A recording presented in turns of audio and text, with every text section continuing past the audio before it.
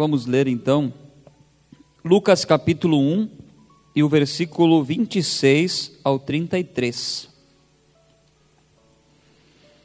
Lucas capítulo 1, versículo 26 a seguir diz assim: E no 6º mês foi o anjo Gabriel enviado por Deus a uma cidade da Galiléia chamada Nazaré, a uma virgem desposada com um varão cujo nome era José, da casa de Davi, e o nome da virgem era Maria. E entrando o anjo onde ela estava, disse: Salve, agraciada, o Senhor é contigo, bendita és tu entre as mulheres. E vendo-o ela, turbou-se muito com aquelas palavras e considerava que saudação seria esta. Disse-lhe então o anjo: Maria, não temas, porque achaste graça diante de Deus. E eis que em teu ventre conceberás e darás à luz um filho, e por-lhe-ás o nome de Jesus. E este será grande, será chamado Filho do Altíssimo, e o Senhor Deus lhe dará o trono de Davi seu pai, e reinará eternamente na casa de Jacó, e o seu reino não terá fim. Agora vamos ler o capítulo 2, versículo 11. Capítulo 2, versículo 11 e 12, que diz assim: Pois na cidade de Davi vos nasceu hoje o Salvador, que é Cristo o Senhor. E isto vos será por sinal: achareis o menino envolto em panos e deitado numa manjedoura. Amém? Vamos falar sobre, nós estamos falando nessas últimas quartas-feiras sobre os grandes personagens da Bíblia. Então nós tínhamos a oportunidade de ver e estudar sobre muitos personagens da palavra de Deus que nos trazem uma lição muito boa, importante. Nós, no Novo Testamento, podíamos falar de Paulo, como no Antigo Testamento falamos de Abraão, Isaac, Jacó, falamos de Moisés, falamos de Davi e tantos outros.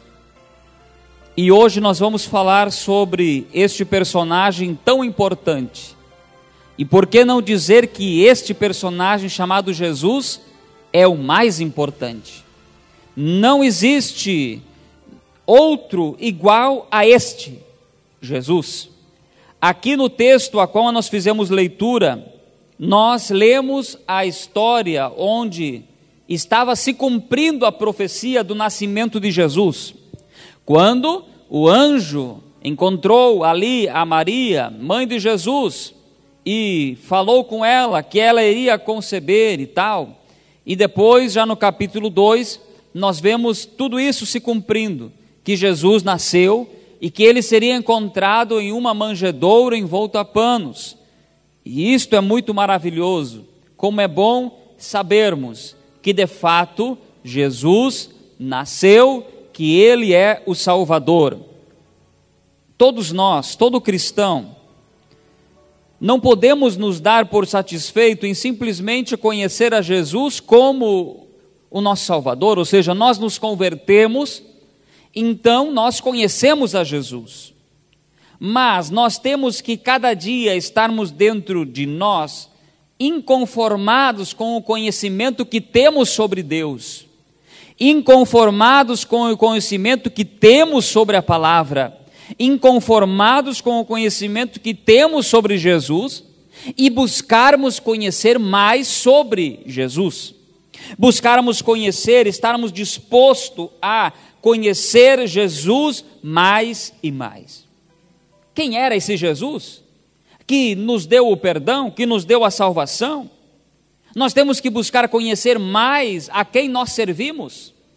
Nós temos que buscar conhecer mais o Deus, o Senhor, o Salvador, a qual nós colocamos a nossa confiança. A palavra de Deus diz em Oséias capítulo 6, versículo 3: Conheçamos e prossigamos em conhecer o Senhor, como a alva será a sua saída, e ele a nós virá como a chuva, como chuva serôdia que rega a terra. Aqui o profeta está dizendo: conheçamos e prossigamos em conhecer ao Senhor.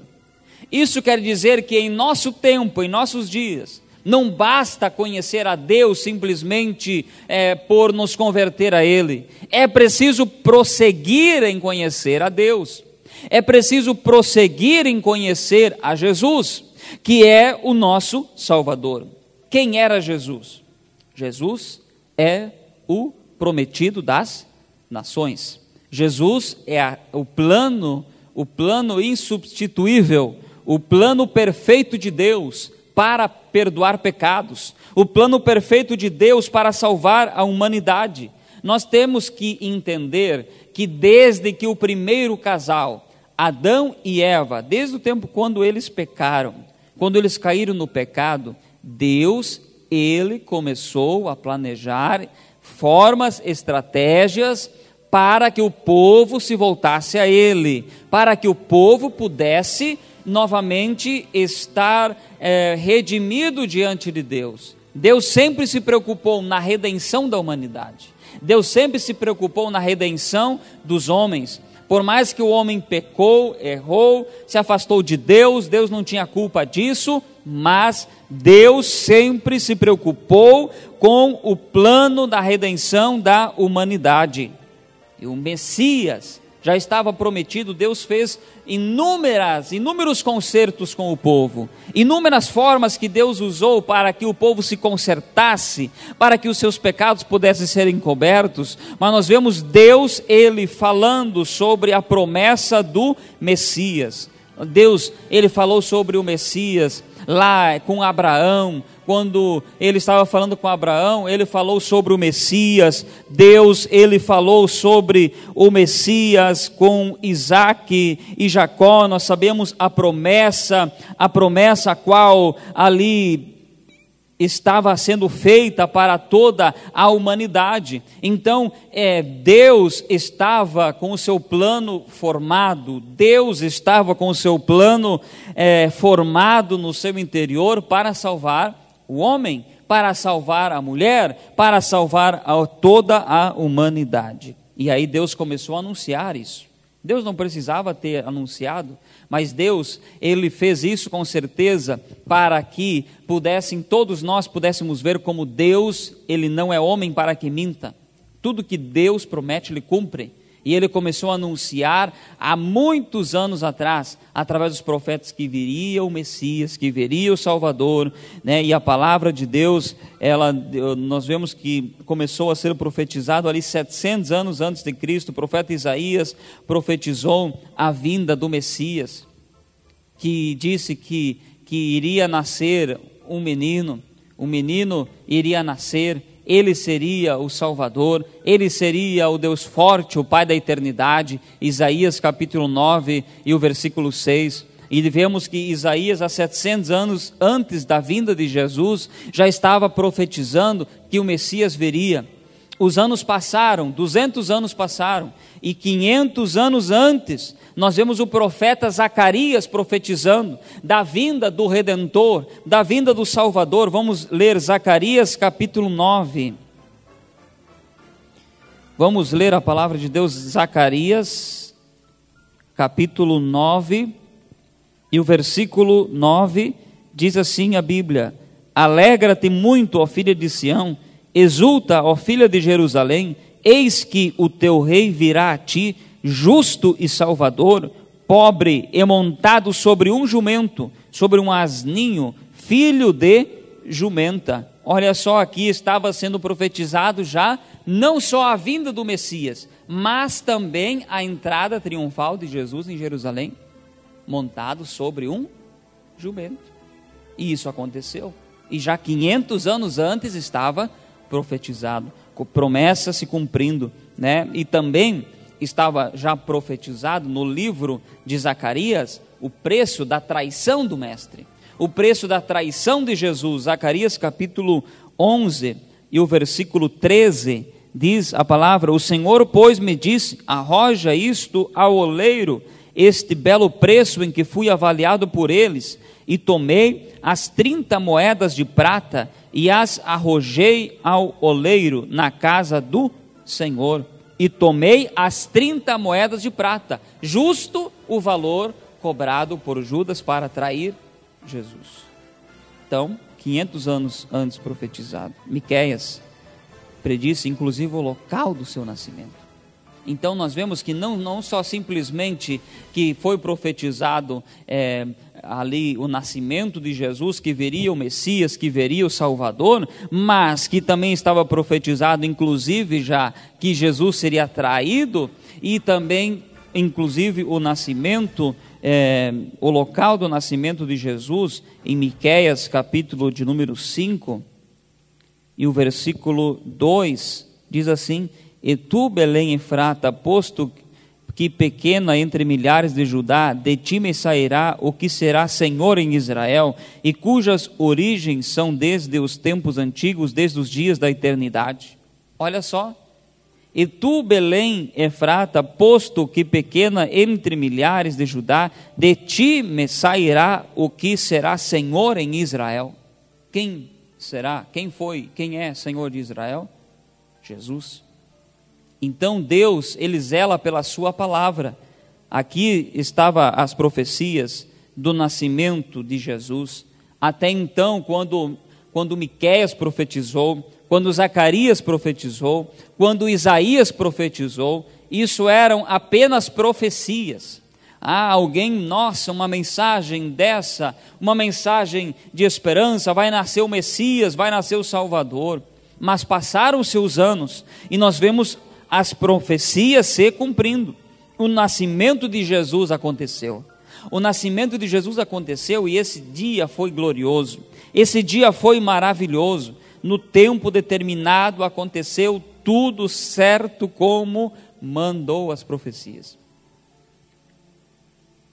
E isso é motivo de nós glorificar a Deus, porque Deus não falha, e pela sua justiça, pela sua retidão, nós temos a salvação. Se Deus falhasse, nós não teríamos o perdão, mas porque Deus é justo, porque Deus é reto, tudo que Ele faz, Ele cumpre e promete, não há erro em Deus, por isso nós temos hoje a salvação. E é exatamente isso que aconteceu ali no texto de Lucas capítulo 2, e o versículo de número 11, a qual nós temos feito leitura, que diz: pois na cidade de Davi vos nasceu hoje o Salvador, que é Cristo o Senhor. E diz o versículo 15: aconteceu que ausentando-se dele os anjos para o céu, disseram os pastores uns aos outros: vamos, pois, até Belém e vejamos isto que aconteceu e que o Senhor nos fez saber. Então, estava profetizado a vinda do Messias, de Jesus. Nós estamos falando sobre o homem chamado Jesus. As profecias se cumpriram, Jesus nasceu. Agora nós vemos Jesus, desde pequeno, desde bebê, ele passando momentos difíceis na sua vida. Porque desde que ele nasceu, Herodes queria matá-lo. E nós até hoje não fomos condenados à morte por causa de Jesus, e muitas vezes reclamamos diante das circunstâncias, da situação. Quando as coisas não são como nós planejamos, já não está bom. E nós vemos Jesus, desde o seu nascimento, passando momentos difíceis, sendo perseguido, e a perseguição em Jesus durou toda a sua vida. Não era só momentos pequenos, toda a sua vida. Então Jesus passou os seus momentos difíceis de dificuldades. Mas, quais são? Vamos ver agora algumas características que predominam a vida de Jesus. Algumas características que predominam a essência de Jesus. Algumas características que predominam este homem chamado Jesus. Muitas são as características, e nós podemos ver isso em nós, como Deus, as características de Deus, a essência de Deus em Cristo é maravilhoso, no que se trata a perdão de pecados, no que se trata a transformação. Existem muitas características que podemos identificar Jesus. Por exemplo, Jesus, ele transforma a vida para melhor. Nós não vemos Jesus transformando a vida de alguém para pior, sempre para melhor. Nós não vemos Jesus transformando o ambiente de alguém em coisa pior, sempre para melhor. Nós vemos lá, quando Jesus estava lá em João capítulo 2, versículo 1 a seguir, Jesus foi convidado para ir num casamento. E ele foi num casamento junto com a sua mãe, com a sua família. E ele estava lá nesse casamento. E de repente, o que aconteceu? Todos nós sabemos que iria faltar vinho, iria faltar bebida. Isso seria um vexame na vida desses noivos. Isso seria um vexame na vida deste casal, na vida desta família. Seria algo muito difícil, algo muito triste. E nós vemos que, então, a mãe de Jesus, ela chegou lá. E ela disse para Jesus que o vinho tinha acabado. E aí ela foi lá e Jesus meio ignorou ela. E aí ela foi lá falar com os organizadores da festa: fazei tudo o que ele mandar. Havia uma confiança. A Maria sabia que Jesus tinha poder para a transformação, para operar milagre. E nós vemos em João capítulo 2, versículo 1 a seguir, esta história tão magnífica, esta história tão profunda, quando Jesus operou aquele milagre. Assim nós podemos entender, quando Jesus entra na nossa festa, quando Jesus entra na nossa casa, quando Jesus entra na nossa vida, na nossa família, acontece transformação. Amém? Todos nós podemos viver isso, todos nós podemos dizer isso com convicção. Jesus transformou a nossa vida. Então, a primeira característica que identifica Jesus transforma a vida para melhor. A segunda característica que identifica Jesus dá alimento a quem tem fome. Jesus dá alimento a quem tem fome. E tem um salmo que diz assim: fui moço, agora sou velho, mas nunca vi um justo desamparado, nem a sua descendência mendigando pão. E nós vemos nos evangelhos quanto Jesus transformou, o quanto Jesus se preocupou em dar alimento àquele que tinha fome. Em Mateus capítulo 15, versículo 32, Mateus capítulo 15, versículo 32 ao 38, nós temos lá aquela transformação que Jesus fez. E alimentou ali 4.000 homens, mais mulheres e crianças. Olha só que glorioso essa transformação, Jesus dando alimento a essas pessoas. Jesus é aquele que não só sacia a fome material, mas também aquele que sacia a nossa fome espiritual. Então, Jesus Cristo, Ele pode saciar a nossa fome espiritual. Hoje, em nossa região, nós, sem medo de errar, podemos dizer: não temos fome de pão, não temos fome de feijão, não temos necessidade de alimentação em nossa casa, mas há uma carência muito grande da alimentação espiritual. Nunca houve, acredito que na história, um momento tão incrédulo como nós vivemos hoje. É fome espiritual. Mas Jesus veio para dar alimento a quem tem fome. Glória a Deus. Jesus veio para dar alimento àquele que tem fome. Jesus, Ele veio, Ele está pronto para atender o clamor de cada necessitado. Então nós estamos vendo aqui algumas características que se identificam com Jesus. E nós vemos, primeiro, que Jesus transforma a vida para melhor. Segundo, que Jesus dá pão àquele que tem fome, alimenta os que estão famintos, os necessitados. E nós vemos também que Jesus está pronto para atender o clamor do necessitado. Jesus sempre se compadeceu e sempre se compadece. Jesus disse no Evangelho de Mateus, capítulo 11, versículo 28, o que ele diz lá? Vinde a mim, todos vós que estáis cansados e oprimidos, que eu vos aliviarei. Então, quer dizer o quê? Que ele atende ao necessitado. Quando Jesus estava saindo de Jericó e aquele cego começou a clamar e a clamar, Jesus parou e atendeu a sua necessidade. Então, este Jesus a qual nós servimos e que nós estamos pregando aqui nesta noite, nesse momento em especial, ele está pronto a atender o clamor do necessitado. Então, se alguém tem uma necessidade, se alguém tem alguma necessidade especial na sua vida, na sua casa, na sua família, é necessário recorrer a Jesus. Jesus disse: vinde a mim todos, vinde.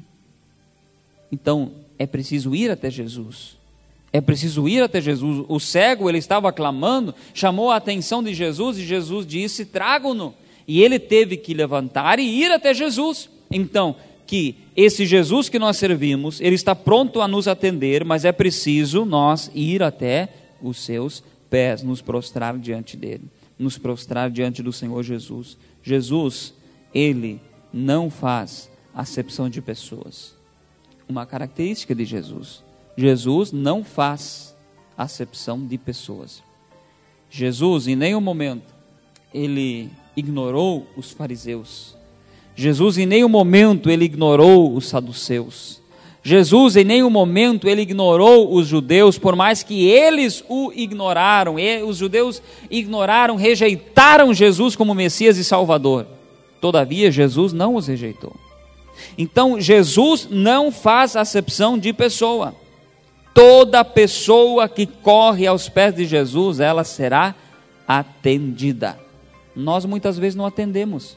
Quando às vezes uma pessoa está com necessidade, isso aí só não quer trabalhar, porque se trabalhasse ia conseguir, se trabalhasse, se fosse querer trabalhar, ia ter um trabalho, e aí ia ter pão para comer, então se quer comer, vai trabalhar, né? Nós muitas vezes pensamos assim quando alguém está em necessidade, mas não é a forma correta.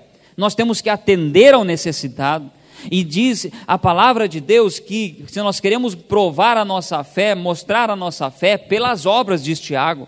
Então, que quando uma pessoa, se Cristo está em nós de verdade, e quando uma pessoa está necessitada e vem até nós, então nós temos que estar pronto a atender o necessitado.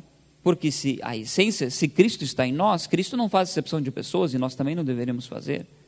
Temos que atender aquele que está em necessidade. Temos que atender aquele que está em necessidade. Quantas pessoas estão em necessidades? Jesus, ele tem poder para restituir a vida. Jesus tem poder para restituir a vida. Quando o amigo de Jesus, Lázaro, estava enfermo, ele morreu. Nós vemos que Jesus chegou lá naquele momento e ele então se compadeceu e ressuscitou o amigo que havia falecido. Isso em nossos dias, Jesus, ele tem poder para dar vida. Ele tem poder para ressuscitar um morto? Tem.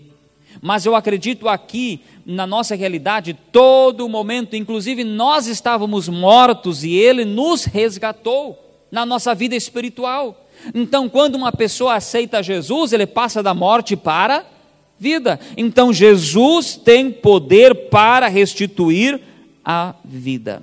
Jesus é a vida. Ele disse em João 14,6. O que ele falou em João capítulo 14, versículo 6? Eu sou o caminho, a verdade e a vida. Ninguém vai ao Pai senão por mim. Então Jesus, ele declarou isso: eu sou o caminho, a verdade e a vida. Jesus é vida, ele restitui a vida, ele dá vida verdadeira, ele dá vida abundante. Jesus é aquela pessoa, Jesus é o homem perfeito. A Bíblia diz em Hebreus, a Bíblia diz em Coríntios, a Bíblia diz em partes dos evangelhos que Jesus não teve pecado. Jesus viveu como homem, mas não pecou, e por isso ele pôde, pela sua justiça, sendo justo, sem pecado, sendo inocente, ele pôde derramar o seu sangue por aspersão dos nossos pecados. Então vamos, irmãos, vamos crer mais em Jesus. Vamos acreditar mais no poder que Jesus tem. Vamos acreditar mais no poder da palavra. Vamos acreditar mais em Jesus Cristo acima de todas as coisas.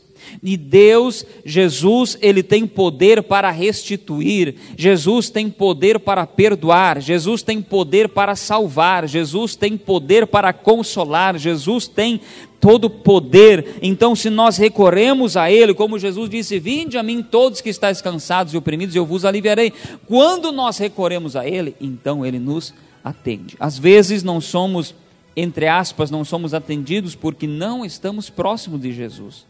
Então, para sermos atendidos, é preciso estar cada dia mais próximo de Jesus. Esteja mais próximo de Jesus, esteja mais próximo do Salvador, esteja mais próximo do Senhor, e você vai ver como a sua vida, de forma geral, ela vai mudar, porque onde Jesus chega, há transformação.